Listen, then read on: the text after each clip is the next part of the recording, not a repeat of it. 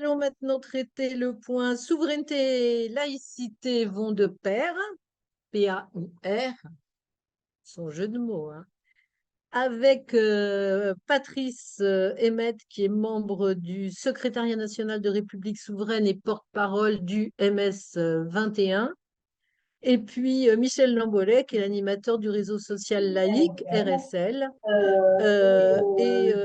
S'il reste 2 minutes, je dirai quelques mots au nom du Pardem, à signaler que nous sommes tous les trois euh, des joyeux participants au réseau social laïque qui prend une multitude d'initiatives sur la laïcité, bien entendu, mais aussi à tous les combats périphériques, on pourrait dire, à la laïcité. Donc, vous avez 20 minutes chacun pour intervenir à peu près. Et puis après, ben, on discute. Je vais commencer par remercier le Pardem de cette invitation et je vais aborder la question sous un angle qui rétrospectivement est un peu compliqué et dont je me suis aperçu qu'il dépassait un peu mes moyens. Mais bon, je vous convie à un exercice intellectuel un peu périlleux qui consiste à regarder la nation sous un angle comparable à celui d'un éthologue, d'un biologiste qui regarderait les nations comme une espèce d'organisme. Voilà. Et d'essayer de voir un peu ce qui peut arriver à ces organismes, comment ils évoluent, comment ils fonctionnent ensemble. Mais alors, en se distinguant complètement de tout point de vue strictement politique et moral, mais voir un peu, voilà, il y a, selon l'ONU, 195 pays sur cette planète et 193 membres et 2 États observateurs, le Vatican et la Palestine. Déjà une classification assez étonnante. Mais... Donc, euh, essayons de regarder un peu les organismes selon ce principe. Alors, ça, j'ai rien inventé, hein, ça a été fait à de nombreuses époques et souvent contesté comme approche. Et je voudrais commencer par me savonner la planche directement en citant un cours de philosophie morale de certain Eugène Baudin. C'est un cours de philosophie sur la nation, mais qui est avant la Deuxième Guerre mondiale, hein, 1936, qui dit ceci: on ne saurait oublier que la nation, comme toute société, est un organisme sans morphologie, ni anatomie, ni physiologie, mais qu'elle est, selon le mot de Renan, une âme. Avant tout un organisme psychique, spirituel, à fonction psychique et spirituelle, exercé par des hommes qui sont des êtres psychiques et spirituels. Donc, je ne sais pas si on avance beaucoup avec ça, mais c'est donc une contestation même du principe que je vais essayer de développer. Alors, qu'est-ce qui peut plaider pour cette approche? C'est quand même un certain nombre de considérations simples, mais qui sont, à mon avis, valables. D'abord, sont les organismes qui meurent, qui naissent. Bon, on sait tous qu'il y a eu pas mal d'organismes s'apparentant à des nations qui sont morts. Les grands empires, l'Empire romain, l'Empire ottoman, même le grand empire britannique du 19e siècle. On peut considérer qu'ils sont morts en tant que tels, transformés, mais ce sont après des organismes qui, certainement liés à leur survie même, ont ce qu'on peut appeler un cerveau, un organe de commandement qui s'appelle l'État. J'espère que vous êtes d'accord avec cette approche. C'est souvent des organismes vertébrés quand même. Il y a un squelette, il y a un ensemble d'institutions qui fait que ça tient. Ce sont les organismes qui sont parcourus par des circuits, alors on a évoqué avec Benoît les réseaux, hein, réseaux électriques, réseaux ferrés, réseaux routiers, il y a les circuits monétaires. Enfin bon, tout ça, ça a quand même de nature à apparenter la nation à un organisme vivant. Il y a des relations qui se tissent entre ces différentes nations, comme dans un espèce animale. Et puis, je pense que l'on peut euh, évoquer ce que j'appellerais l'évolution. Ce sont des organismes qui évoluent. Comme on sait que les espèces animales ont été soumises à une évolution. Alors, j'entendais il y a quelques jours que, par exemple, Marx avait dédié son Capital à Darwin. Donc, il y a quelque chose qui est de l'ordre du regard de l'évolution des nations et de leur mutation, qui est comparable certainement au regard qu'a posé Darwin sur l'évolution animale. Euh, Est-ce que cette relation est par nature conflictuelle? C'est une question. Alors, on connaît tous le mot de Hobbes, l'homme est un loup pour l'homme, qui serait nature à dire que la relation naturelle qui s'exerce entre les nations est une relation de conflit, de concurrence, de prédation. Alors, la question est posée, c'est peut-être pas une fatalité. Bon, historiquement, ce ne sont pas les conflits qui ont manqué, mais j'aurais dit de ce mot-là, j'aurais dit la nation, c'est justement la partie d'organisation humaine qui préserve de cette phrase. C'est à l'intérieur de la nation que ce principe ne vaut pas. Par contre, il vaut entre les nations. Je reste à cette approche-là. C'est justement le lien patriotique. C'est celui qui préserve de la concurrence de tous contre tous, qui peut s'exercer entre les nations et qui est même la tendance naturelle à être entre les nations. Là aussi, je vous signale que j'apporterai beaucoup plus de questions que de réponses dans mon intervention.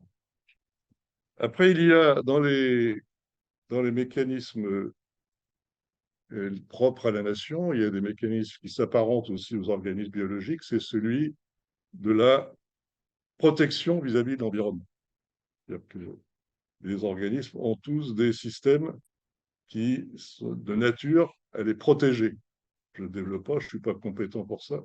Généralement, pour une nation, c'est une armée. Armée qui, en principe, détient ce qu'on appelle la violence légitime. Alors, certains sociologues caractérisent la souveraineté comme le monopole de la violence légitime, qui s'exerce aussi en interne avec la police, toutes les formes d'institutions qui maintiennent l'ordre, entre guillemets. Il y a donc aussi dans une nation un mécanisme de cohérence interne qui peut être affaibli par certaines circonstances, mais qui est quand même une pulsion naturelle des nations.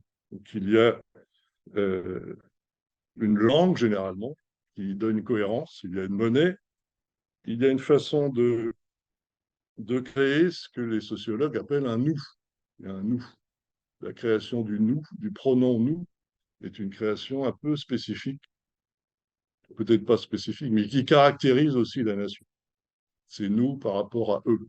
C'est dans la littérature et dans l'histoire, il y a souvent le nous et le eux, et la frontière étant délimitant un peu la nation.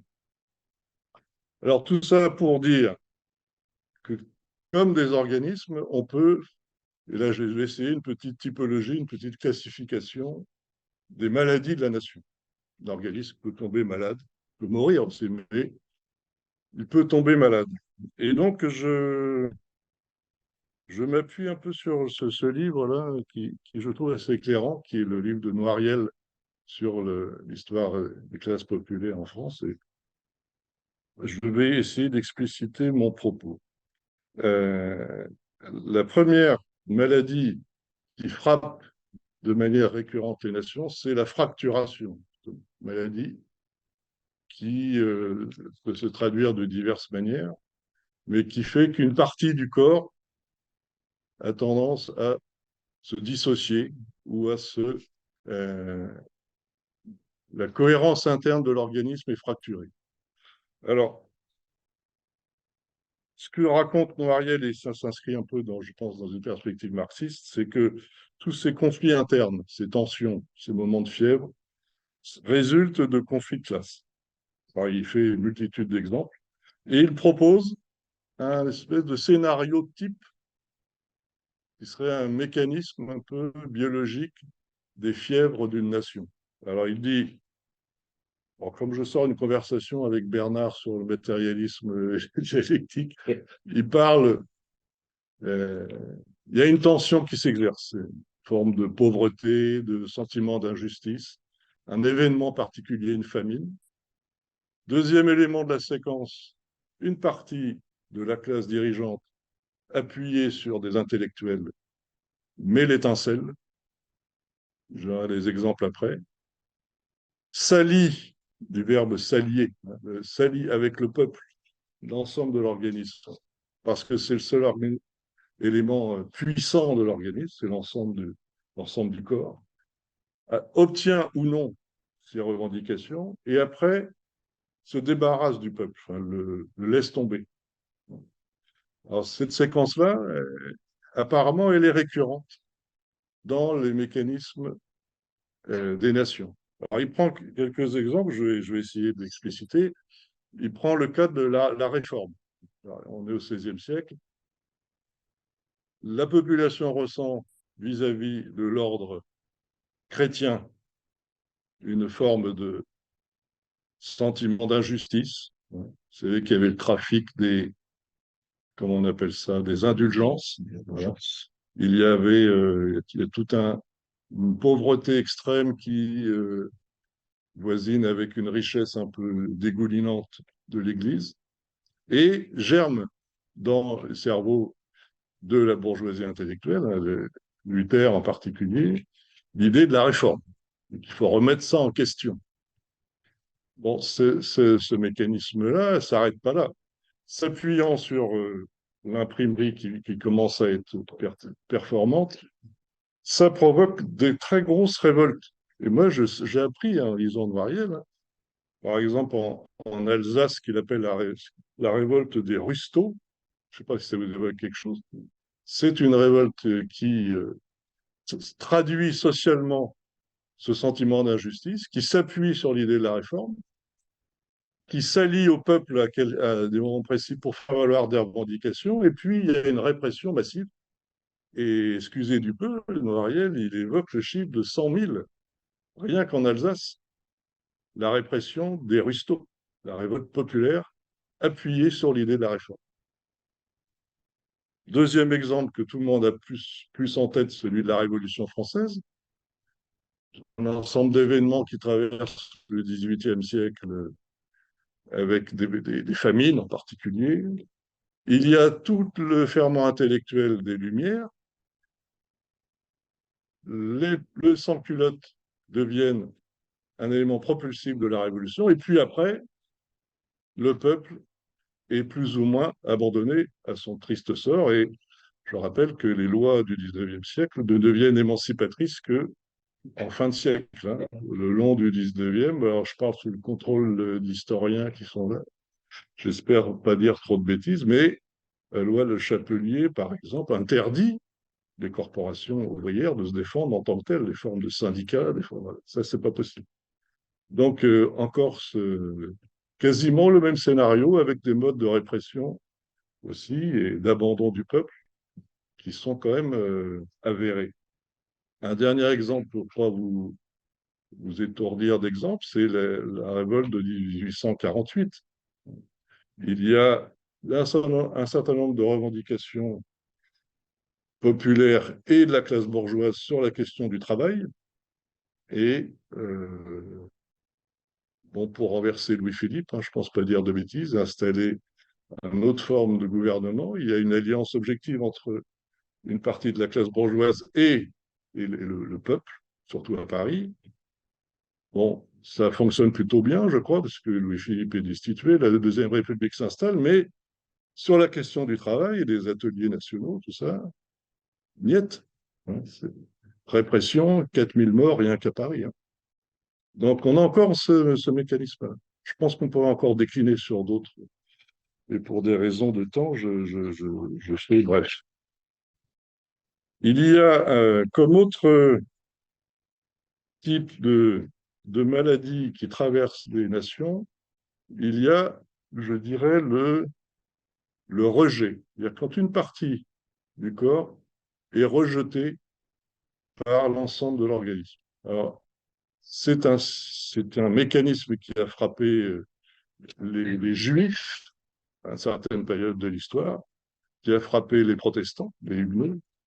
Il peut frapper dans les pays la population noire, on peut penser aux États-Unis, qui s'installe comme système même d'organisation en Afrique du Sud avec l'apartheid. Enfin, ça, c'est une maladie assez récurrente des nations. Une partie du corps est en fait rejetée, sous-évaluée, opprimée par nature.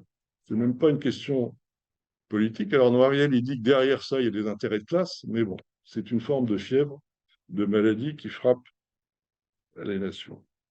Il y a une question que se pose Jaurès dans l'Armée nouvelle, qui est la suivante, qui se rattache un peu à cette question-là.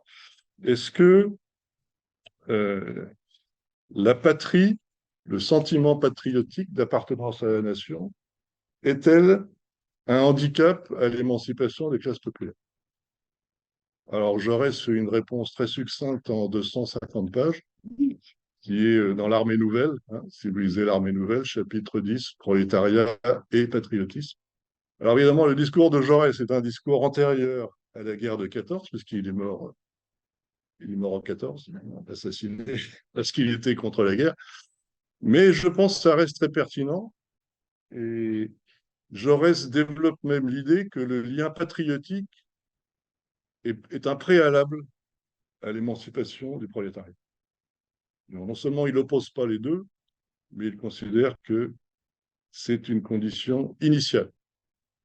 Alors, il fait un long développement à la Jaurès que je vous invite à lire dans l'Armée nouvelle.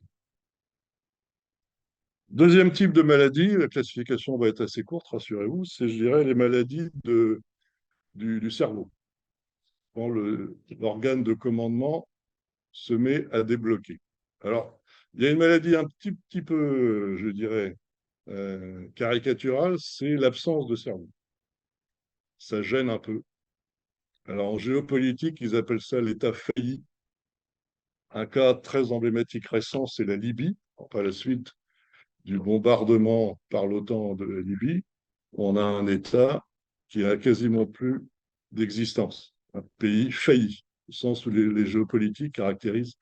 Alors ça, c'est le pire. Hein. Enfin, c'est bien qu'un organisme sans cerveau, c'est pas génial, mais là, pour un État, c'est terrible, terrible. Hein. Ceux qui connaissent un peu la Libye actuellement, plaque tournante du terrorisme international, mafia, petite milice concurrentielle, régression des droits des femmes de manière absolument caricaturale. Bref, l'État failli, la nation sans cerveau, n'est pas un modèle à promouvoir. Après, on a des États qui maltraitent le corps, qui commandent au corps quelque chose qui lui nuit intrinsèquement. Alors là-dedans, on pourrait mettre bien sûr tous les fascismes, hein, quand l'État devient totalitaire et détruit sa propre nation. Et on peut mettre aussi, je pense, toutes les formes de théocratie qui, par nature, veulent figer ni l'évolution.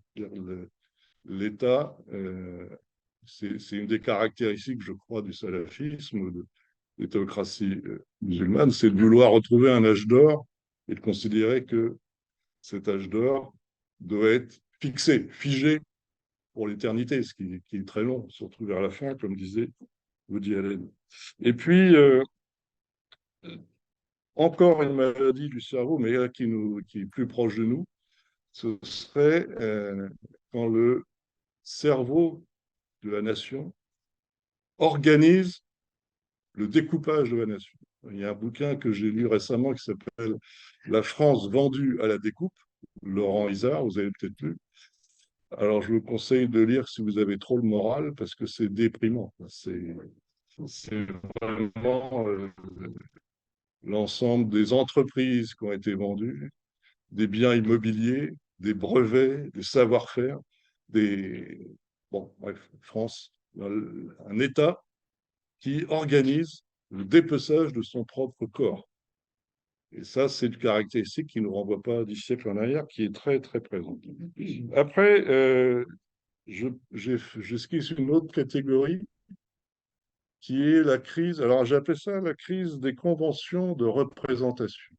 Je pense qu'une nation s'homogénéise quand elle a des conventions de représentation du réel qui sont à peu près partagées, cohérentes. Alors, ce que je veux dire par là, c'est que le premier mode de conventionnel de représentation du réel, c'est la langue, c'est les mots.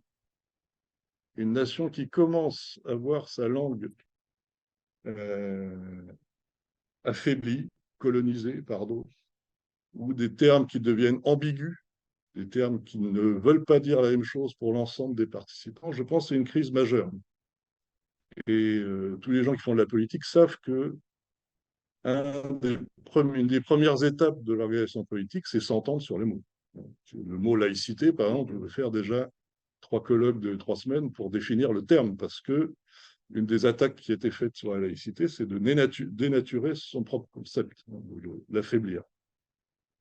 Une autre forme de représentation du réel qui est très importante aussi, c'est la représentation des richesses. Alors, on représente les richesses par une monnaie, mais moi, je pense que l'ensemble des crises financières qui ont participé à Noiriel, il parle de la crise de. Il paraît qu'il faut dire l'as, la crise de. Ça veut dire quelque chose, ça, l'espèce de banqueroute qui s'est faite à la fin du XVIIIe siècle, qui ressemble de manière très proche à la crise de 29, mais en modèle réduit, comme une petite crise bien de chez nous, mais avec les mêmes caractéristiques. C'est-à-dire que c'est accordé par la représentation de la valeur à des choses qui n'en ont pas. C'est-à-dire déconnecter la représentation de la richesse de la richesse.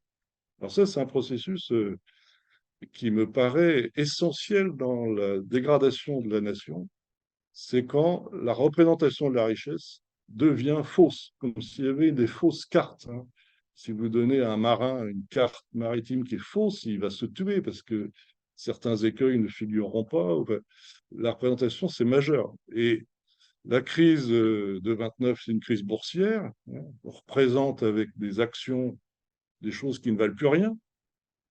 La crise des subprimes, c'est quoi? C'est des créances à qui on donne certaines valeurs alors que ces créances sont appuyées sur des gens qui sont pas solvables.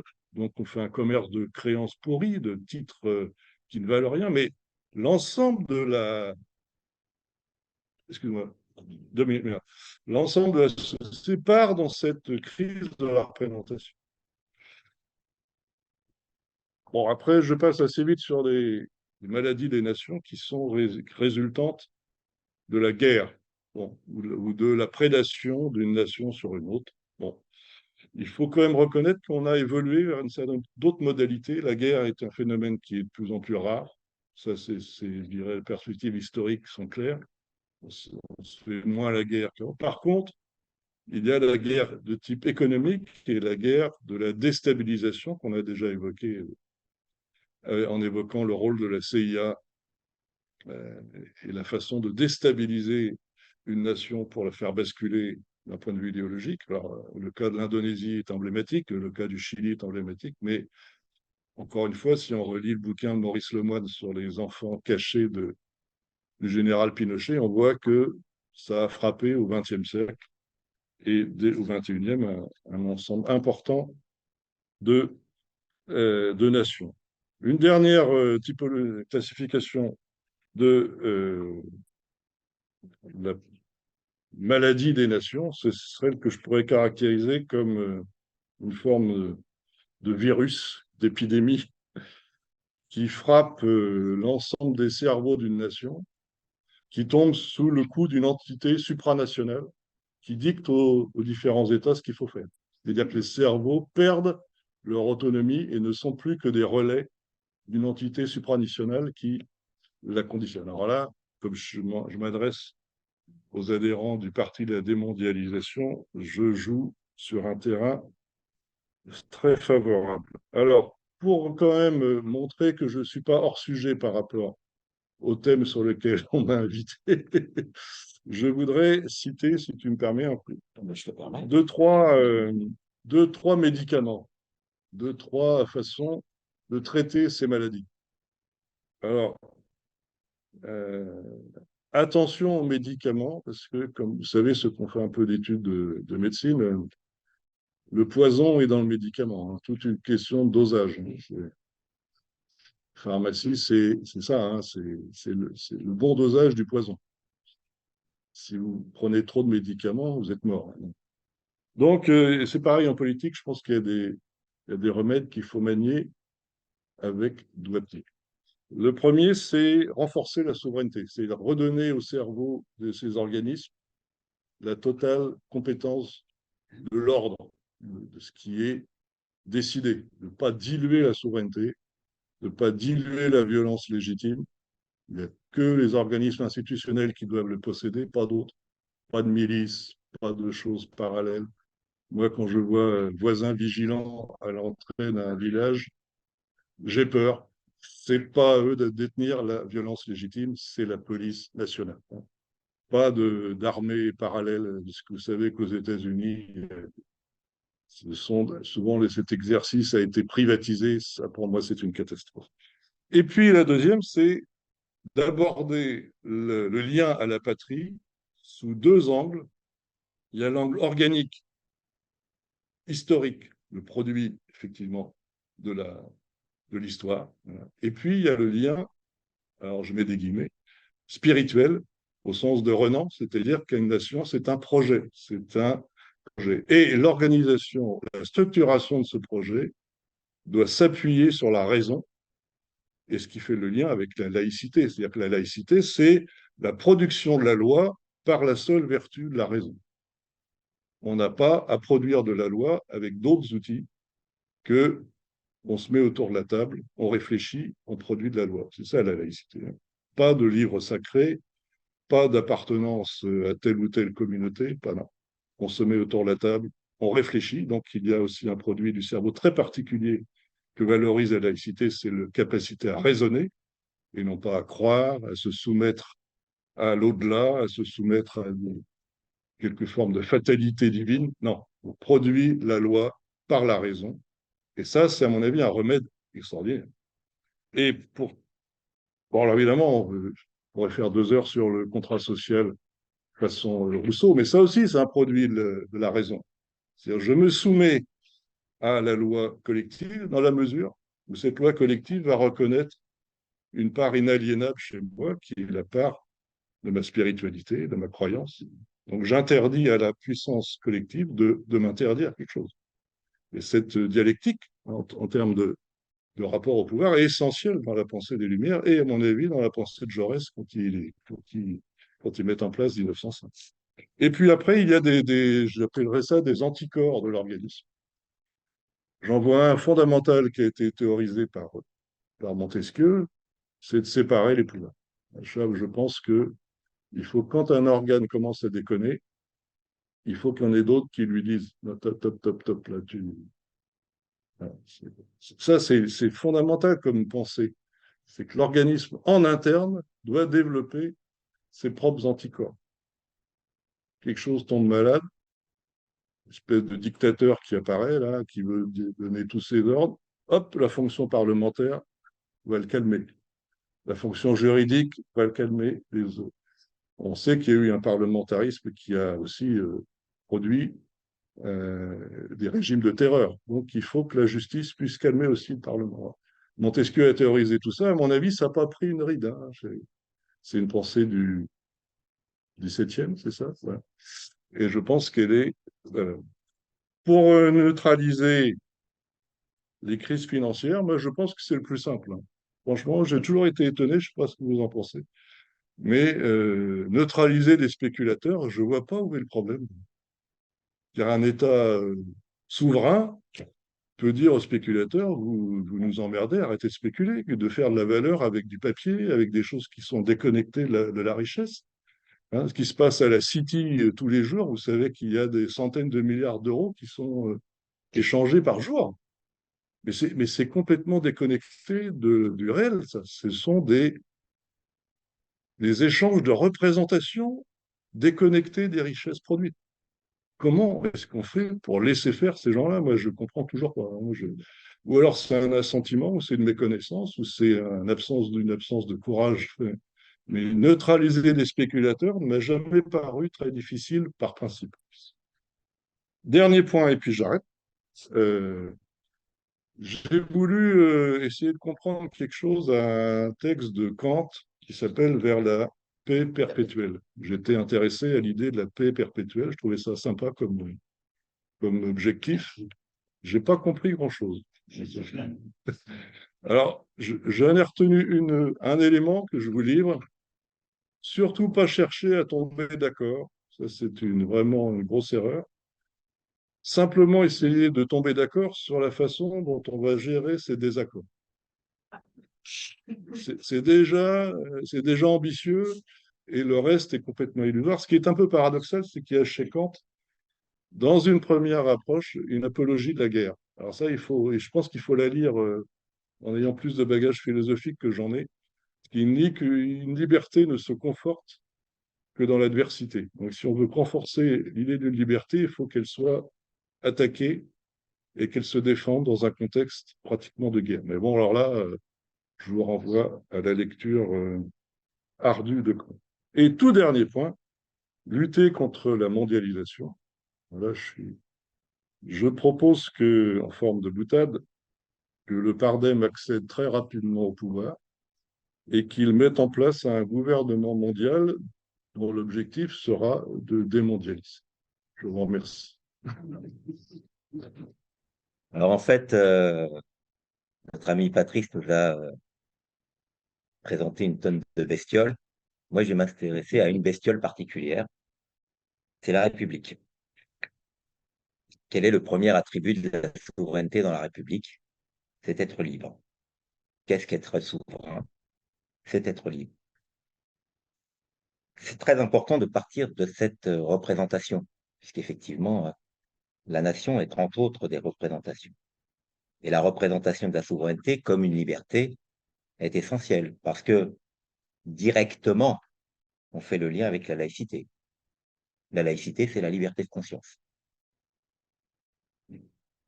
Donc effectivement, c'est au travers de cet attribut de la liberté que l'on peut conjuguer à la fois la souveraineté, la laïcité et la souveraineté populaire. Pourquoi? Parce que dans le cadre républicain, la souveraineté populaire forme la nation. Pour moi, il n'y a pas de nation avant 1792, il n'y a pas de nation avant Valmy, parce qu'effectivement, le peuple en armes défend la République. Et ce qu'on remarque, parmi toutes les révolutions qui auront lieu après, c'est que la République des Soviets, c'est la nation en armes qui défend la République. Même dans la République islamique, c'est la nation en armes qui répond et qui vire le chat. Alors, c'est d'ailleurs assez paradoxal de voir un État théocratique prendre le nom de République. Et c'est d'ailleurs ce lien qui me permet de dire aujourd'hui, non, la laïcité n'est pas quelque chose d'innocent.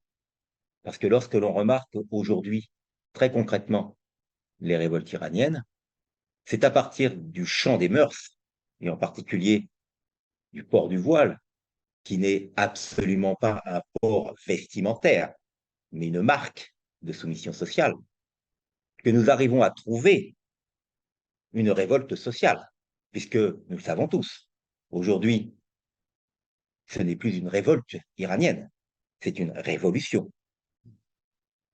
À partir des femmes, le corps social s'est mobilisé, et à partir des femmes, aujourd'hui, nous obtenons des grèves, des manifestations, des révolutions. Donc vous avez eu deux phases dans cette révolte qui se déroule aujourd'hui, qui est là, qui est présente. Une révolte des femmes, puis, progressivement, une révolution. On ne peut pas savoir ce qui va advenir derrière. Mais le champ des mœurs a conditionné la révolution sociale. Quand je parle de champ des mœurs, c'est pour le distinguer du champ économique. Ça ne veut pas dire que je les distingue formellement. Ça ne veut pas dire qu'il n'y a pas d'articulation entre le champ des mœurs, la laïcité, la culture et le champ économique. Bien au contraire, un certain nombre commencent à développer le fait que le néolibéralisme s'accompagne nécessairement du multiculturalisme, ce qui est un des débats à l'heure actuelle, qui commence au travers d'un débat qui irrigue aujourd'hui le féminisme, qui est le débat entre le néo-féminisme et l'universalisme. Le féminisme universaliste, donc effectivement, qui peut être représenté par une figure comme Elisabeth Badinter ou Sandrine Rousseau pour les néo-féministes et Elisabeth Badinter pour les universalistes. Donc c'est un débat très actuel. Alors donc moi ce que je vous propose pendant ces 20 minutes, c'est de se questionner sur la loi de 1905 comme une étape de la souveraineté populaire. Alors la loi de 1905 ne renvoie pas dans ses commentaires à une quelconque notion de souveraineté à l'heure actuelle. Si les laïcs s'exonèrent de l'emprise de la religion, ils n'interprètent pas cela comme un acte de souveraineté, puisque la notion d'émancipation renvoie à la liberté de l'individu dans un cadre républicain et non de l'action de cet individu pour modifier le cadre social pour le rendre républicain. Alors après, je pose une question, cette distinction est-elle fondée? C'est intéressant non pas de percevoir la laïcité comme une cause légale, mais de le concevoir comme un processus. On utilise beaucoup le mot processus en ce moment au Parlement. C'est important parce qu'effectivement, ça nous permet de regarder un petit peu l'évolution de la laïcité au cours de l'histoire et en particulier au cours de l'histoire de notre pays. Parce que dans ce cadre, nous avons vraiment innové et à plusieurs titres. Vous connaissez sans doute Edmund Burke, qui était un philosophe réactionnaire anglais, qui avait qualifié la Révolution anglaise de sympathique et qui qualifiait la Révolution française de très dangereuse. Il y a une raison à ça, c'est qu'effectivement, entre une monarchie constitutionnelle et une république basée sur les droits de l'homme, c'est-à-dire qui a expulsé Dieu et le représentant de Dieu, c'est-à-dire le roi, dans le cadre institutionnel, il y a une vraie différence. Parce que, comme l'a dit Patrice, c'est la substitution de la raison à la croyance. Les droits de l'homme, c'est d'abord les droits de l'homme rationnel, les droits de l'homme en tant qu'acteur de raison. Ce qui fait et ce qui fonde les droits de l'homme, c'est la capacité de tous les hommes à être raisonnables, c'est-à-dire à être en capacité de raisonner. C'est ça qui fonde profondément les droits de l'homme. C'est-à-dire qu'en fait, nous sommes égaux devant notre capacité à réfléchir et à agir en tant qu'acteurs pensants, c'est-à-dire l'exonération des croyances. Et effectivement, c'est dans ce sens qu'on peut interpréter la laïcité comme une empreinte républicaine. Puisque dès 1789, nous avons le questionnement de la séparation des églises et de l'État. Et dès 1794, l'État supprime le budget des églises. C'est-à-dire qu'effectivement, la séparation des églises et de l'État ne date pas de 1905, elle date de la première révolution, de la première République. C'est effectivement quelque chose qui est important. C'est d'ailleurs, il y a eu un débat assez fameux à ce moment-là sur l'être suprême. Alors, vous avez la petite chanson, vous vous souvenez de Si je suis tombé par terre, c'est la faute à Voltaire. Le nez dans le ruisseau, c'est la faute à Rousseau, pas Sandrine, hein, le philosophe. Bon, on est peut-être un peu dans le ruisseau avec Sandrine, mais ça, c'est pas grave. La vraie question qui se pose autour de ça, c'est l'opposition de deux conceptions. Voltaire était déiste, Rousseau était théiste. Le premier envisageait Dieu d'un point de vue rationnel, l'autre envisageait Dieu d'un point de vue sentimental. Le premier était aristocrate, Voltaire, qui a fait fortune à travers de la spéculation. Le second était un prolo, Rousseau, qui envisageait Dieu au travers du sentiment, Pourquoi? Parce qu'à l'époque, les masses populaires étaient profondément croyantes et l'encadrement de l'Église prégnant. Donc effectivement, cette tension qui a conduit, par exemple, à la suite de l'expulsion des églises, à concevoir le culte de l'être suprême pour lui substituer une croyance, repose sur le fait que, par exemple, Voltaire disait, bon, Dieu, c'est bien, surtout pour que le peuple reste calme. Parce que pour Rousseau, Dieu, c'est autre chose. Donc effectivement, cette première république sépare les églises et de l'État. Mais bien évidemment, l'histoire fait son œuvre. La République s'enfuit, l'Empire arrive. On a une petite exigence, résurgence en 48, et fondamentalement, tout s'éteint jusqu'en 1870. Comme vous le savez, le Concordat sera rétabli sous le Deuxième Empire, le premier et le deuxième. Le Concordat, qu'est-ce que c'est? C'est un contrat entre l'Église et l'État.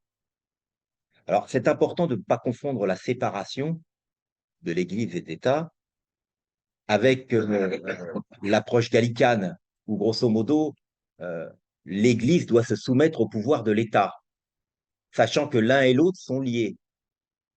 Souvent, on confond les deux. C'est pas du tout la même chose, hein. Dans la Troisième République, il y a un contrat entre le Saint-Siège et Napoléon III. Ce contrat porte sur des services publics.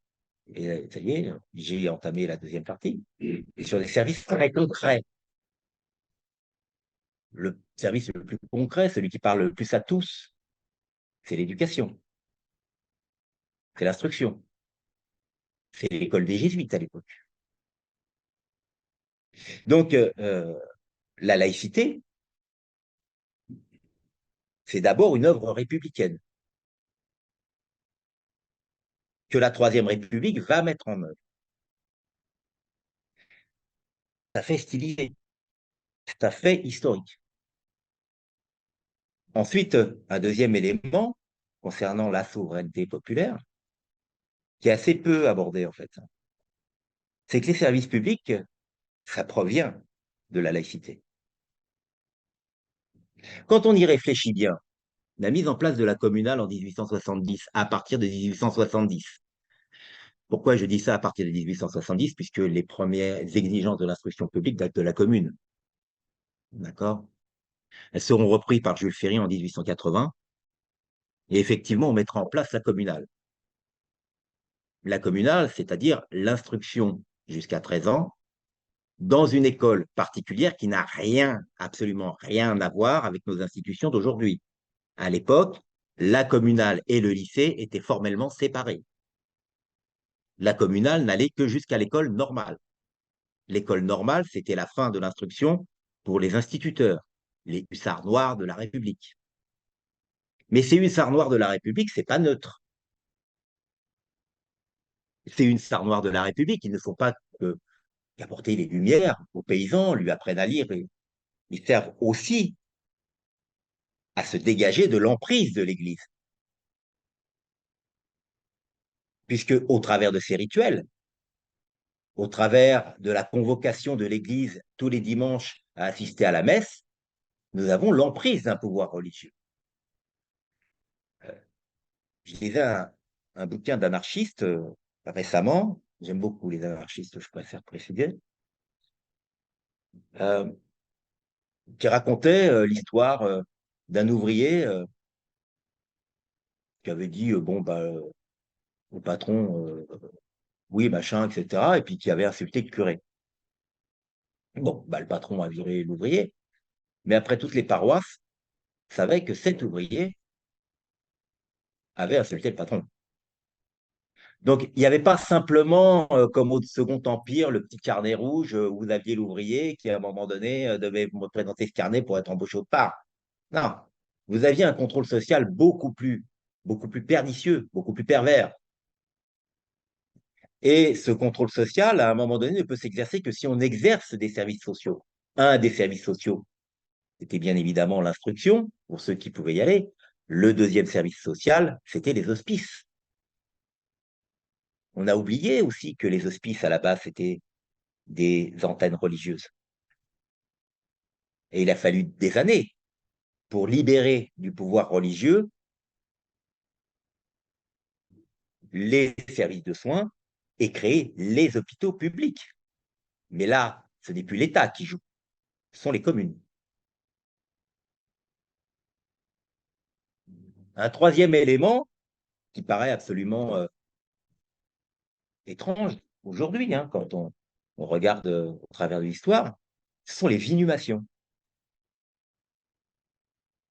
Bah ouais, si vous n'étiez pas catholique, vous n'étiez pas enterré.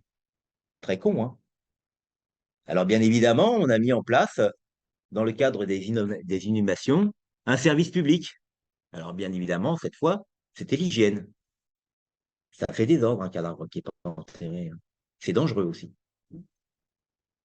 Donc effectivement, un certain nombre de choses, et en particulier des services publics, sont dus à la création, à la lutte contre l'emprise religieuse. Et c'est à partir de ce socle de services publics que peut se construire la socialisation. Parce que, on va dire ce qu'on va, c'est la réalité, c'est ce qui s'est passé historiquement. Sans la laïcisation des esprits entamée depuis 1880, pas de loi de 1905. Il y a eu une préparation sociale à la loi de 1905. Parce que la loi de 1905 est un vrai conflit social. Et ce conflit social articule deux plans. Le premier plan, c'est la lutte contre l'oppression religieuse, mais le deuxième plan, c'est la lutte sociale. Parce que l'un ne va pas sans l'autre. Donc effectivement, la création des services publics, que nous défendons toujours, elle doit beaucoup à la laïcité en France. Et ça a été perdu. Enfin, il y a quelque chose qui, à mon sens, permet d'affirmer que la laïcité est une composante de la souveraineté populaire et donc de la souveraineté. C'est sa dimension spirituelle. Alors aujourd'hui, quand on utilise le spirituel, c'est souvent pour qualifier le religieux. En fait, il faudrait croire en Dieu pour penser que nous sommes un être pensant. Alors c'est parfaitement stupide. On n'a pas besoin d'imaginer un être imaginaire, au demeurant peut-être parfaitement bon, hein. Je ne vais pas prendre de risques inutiles. Je vais rester agnostique, hein, pas me fâcher avec quelqu'un que je connais pas, que je désire rencontrer le plus tard possible.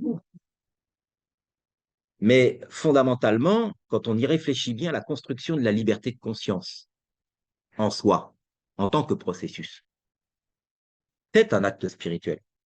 Voilà pourquoi, par exemple, aujourd'hui, il y a une contestation de la part de certains intégristes religieux sur la neutralité des signes scolaires à l'école. Parce que là, nous sommes dans un véritable conflit de représentation entre la croyance et donc les rites religieux et la construction de la liberté de conscience, c'est-à-dire la permission du choix. Mais cette liberté de conscience, contrairement à ce que beaucoup de laïcs pensent, ce n'est pas simplement la liberté de croire ou de ne pas croire. Comment voulez-vous être libre du point de vue de votre conscience quand vous êtes au chômage, quand vous êtes dans une pauvreté absolue, que votre papa ou que votre maman n'est pas capable de vous aider dans le cadre de l'instruction publique, que vous pouvez parfois pas aller à l'école? C'est une vraie question. La question du social et de la construction de la liberté de conscience. Parce que, fondamentalement, ce qui fonde le triptyque souveraineté populaire, souveraineté nationale et citoyenneté, c'est que le citoyen soit libre de choisir en toute conscience. Mais ce processus de conscientisation, il ne vient pas de nulle part. Il vient bien de quelque part. On ne peut pas se parler si je n'ai pas acquis une langue. Et contrairement aux tenants aujourd'hui du dire oui, c'est la culture ancestrale qui nous a permis de construire la France depuis le royaume des saints. Non, la langue française, c'est la communale. On a imposé la langue française contre les patois, et c'est ce qui nous a permis derrière d'avoir des gens qui peuvent se parler de Lille à Marseille. Bon, des fois, les Marseillais, on ne les comprend pas. Non, je rigole. Mais les Lillois non plus, d'ailleurs.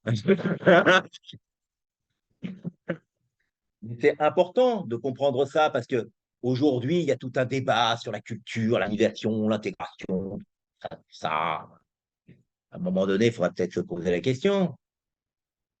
Attendez, minute, papillon. Sans les services publics, comment voulez-vous intégrer? Et cette intégration ne concerne pas simplement les populations immigrées ou les populations étrangères. Elle concerne aussi des gens. Elle concerne aussi des gens pauvres qui n'ont pas accès à l'instruction. C'est ça qui est important. Donc, effectivement, il ne peut pas y avoir de citoyenneté sans liberté de conscience. Il ne peut pas y avoir de liberté de conscience sans souveraineté. Mais la souveraineté, c'est le choix d'être libre ou non. Mais cette souveraineté des individus, elle s'exerce au travers de la souveraineté populaire. C'est ce qui forme la souveraineté nationale. Pour reprendre nos agapes intellectuelles de ce week-end, si nous y réfléchissons bien, un peuple souverain, c'est un peuple qui sait choisir, donc un peuple laïque. Et un peuple laïque, c'est un peuple citoyen. Mais ce peuple citoyen, cette souveraineté populaire ne peut s'exercer que dans une souveraineté nationale. Cette souveraineté nationale étant le reflet de la souveraineté du peuple. La nation ne peut pas être décorrélée du peuple dans la République. Ce n'est pas possible. Voilà pourquoi ces trois notions sont imbriquées, tant dans le champ des représentations, dans le champ social, puisque dans le champ social, le lien entre la représentation et la relation sociale s'effectue par les services publics. J'ai fini.